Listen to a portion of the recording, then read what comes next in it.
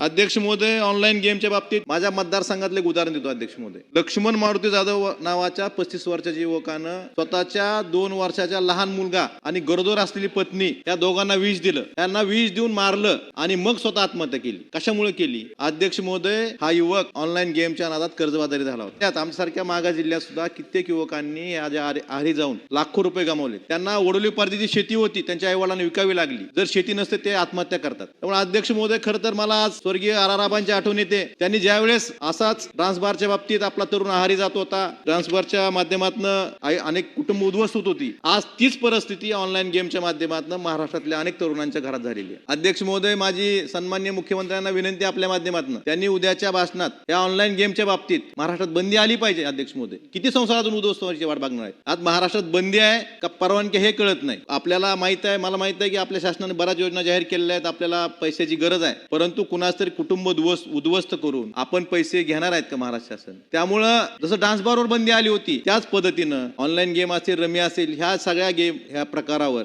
महाराष्ट्रात तरी बंदी आली पाहिजे. तरच महाराष्ट्र आपण $5 ट्रिलियन इकॉनॉमी अर्थव्यवस्था बनवू शकू आणि आपला तरुण वाचवू शकू. पुढची पिढी जर वाचवायची असेल अध्यक्ष महोदय, आपल्याला या ऑनलाईन गेमवर बंदी आणली पाहिजे असं मला वाटतं.